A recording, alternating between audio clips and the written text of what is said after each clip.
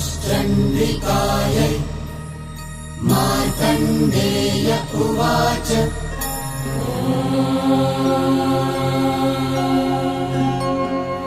यद्गुह्यं परमं लोके सर्वरक्षाकरं नृणाम् यन्य कस्यचिदाख्यातम् तन्मे ब्रूहि पितामहः। ब्रह्मोवाच अस्ति गुह्यतमं विप्र सर्वभूतोपकारकम् देव्यास्तु कवचं पुण्यम् तच्छृणुष्व महामुने। प्रथमं शैलपुत्री च द्वितीयं ब्रह्मचारिणी तृतीयं चन्द्रघण्टेति कुष्माण्डेति चतुर्थकम् पञ्चमं स्कन्दमातेति षष्ठं कात्यायनीति च सप्तमं कालरात्रीति महागौरीति चाष्टमम् नवमं सिद्धिदात्री च नवदुर्गाः प्रकीर्तिता उक्तान्येतानि नामानि ब्रह्मणैव महात्मना। अग्निना दह्यमानस्तु शत्रुमध्ये गतो रणे विषमे दुर्गमे चैव भयार्ताः शरणं गताः न तेषां जायते किञ्चिदशुभं रणसङ्कटे नापदं तस्य पश्यामि शोकदुःखभयं नहि। यैस्तु भक्त्या स्मृतानूनं तेषां वृद्धिः प्रजायते ये त्वां स्मरन्ति देवेशि रक्षसे तान् संशयः।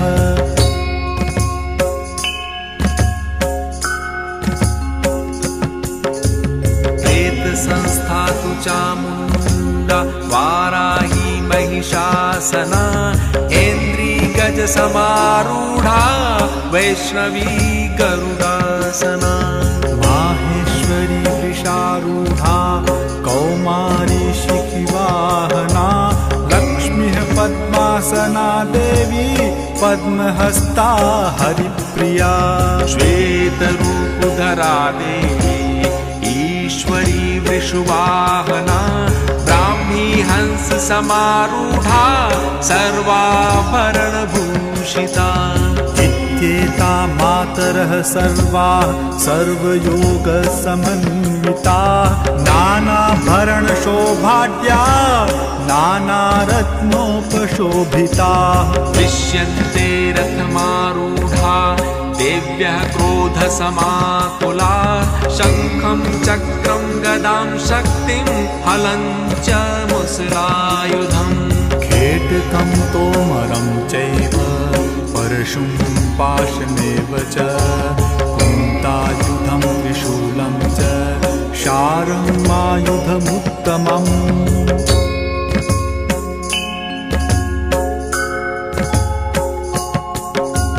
दैत्यानां देहनाशाय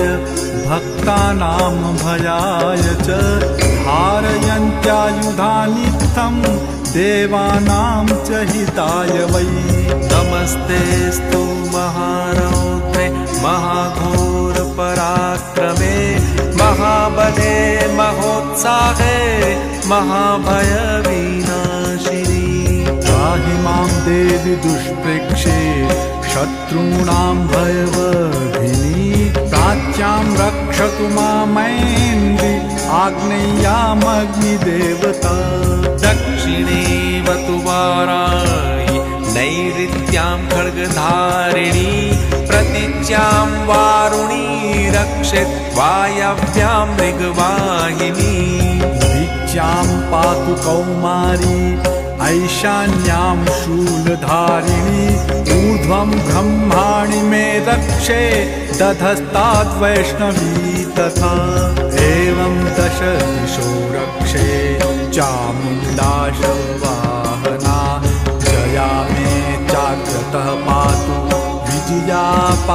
पृष्ठतः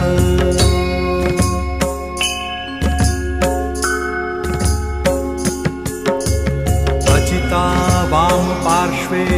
तु दक्षिणे चापराजिता शिखामुद्योतिनी रक्षे धूमामूर्धनि व्यवस्थिता मालाधरी ललाटे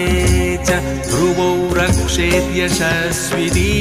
त्रिनेत्रा च भ्रुवोर्मध्ये यमघण्टा च नासिके शङ्खिनी चक्षुषोर्मध्ये श्रोत्रयोर्द्वारवासिनी कपोलौ कालिका रक्षेत् कर्णमूले तु शाङ्करी नासिकायां सुगन्धा च उत्तरोष्ठे च चर्चिका अधरे चामृतकला जिह्वायां च सरस्वती दन्तान् रक्षतु कौमारी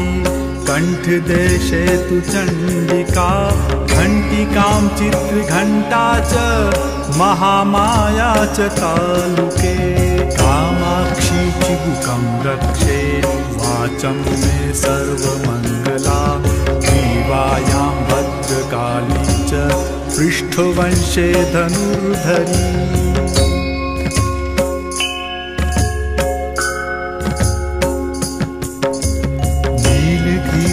बहिर्कण्ठे नलिकां नलकूबरी स्कन्धयो खड्गिनी रक्षेत् बाहू मे वज्रधारिणी हस्तयो दण्डिनी रक्षेत् नम्बिका चाङ्गुलीषु च नखाञ्चूलेश्वरी रक्षेत् कुक्षौ रक्षेत् कुलेश्वरी स्तनौ रक्षेत् महादेवी मनः शोकविनाशिनी हृदये ललिता देवी उदरे शूलधारिणी नाभौ च कामिनी रक्षेत् गुह्यं गुह्येश्वरी तथा पूतना कामिका मेढ्रं गुदे महिषवाहिनी कट्यां भगवती रक्षेत् जानुनी विन्ध्यवासिनी जङ्घे महाबला रक्षेत् सर्वकामप्रदायिनी गुल्फयो नारसिंही च पादपृष्ठे तु तेजसी पादाम्बुलीषु श्रीरक्षेत् पादाधस्तलवासिनी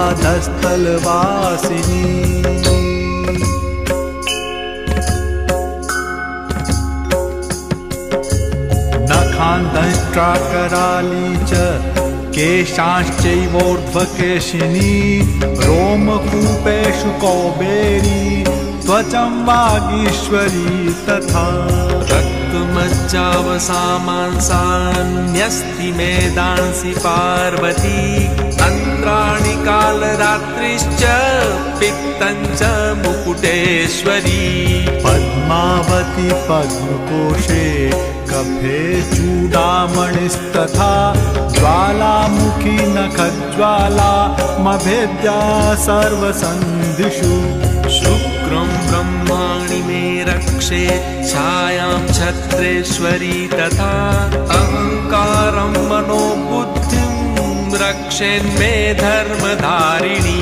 प्राणापानौ तथा व्यानमुदानं च समानकं वज्रहस्ता च मे रक्षेत् प्राणं कल्याणशोभना रसे रूपे च गन्धे च शब्दे स्पर्शे च योगिनी सत्त्वं रजस्तमश्चैव रक्षेन्नारायणी सदा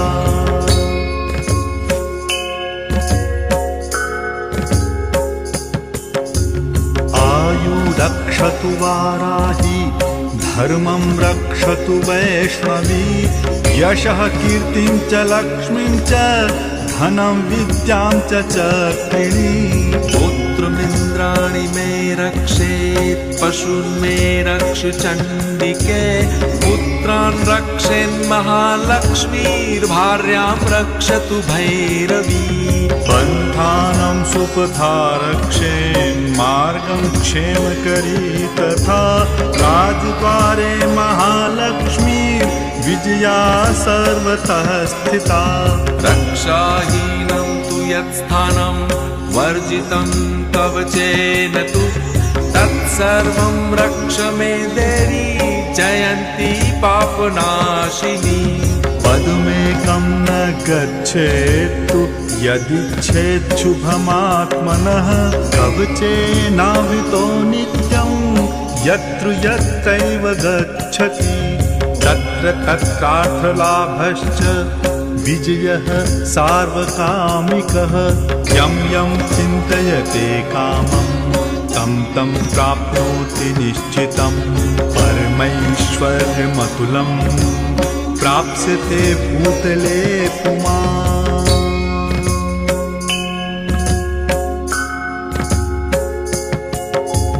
निर्भयो जायते मर्त्यः संग्रामेष्वपराजितः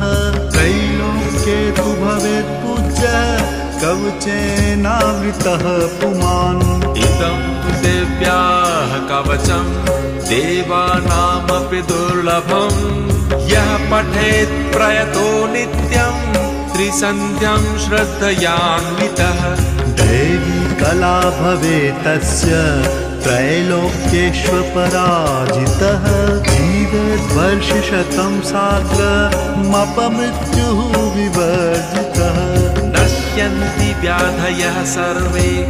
लूतादिस्फोटकादयः स्थावरं जङ्गमं चैव कृत्रिमं चापि यद्विषम् अभिचाराणि सर्वाणि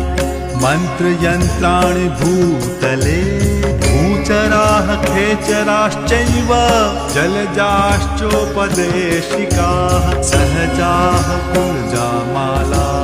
डाकिनी शाकिनी तथा अन्तरिक्षचरा घोरा डाकिन्यश्च महाबलाः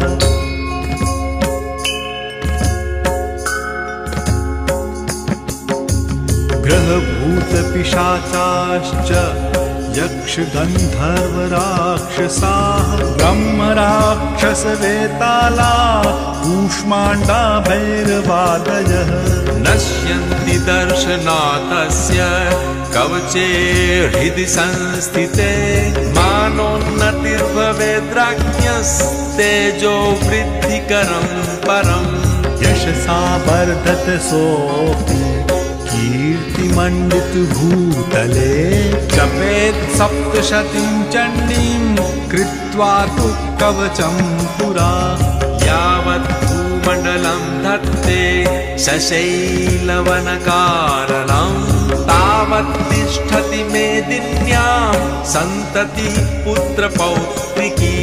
देहान्ते परमं स्थानं यत्सुरैरपि दुर्लभं प्राप्नोति पुरुषो नित्यं महामाया प्रसादतः लभते परमं रूपं शिवेन सह मोदते।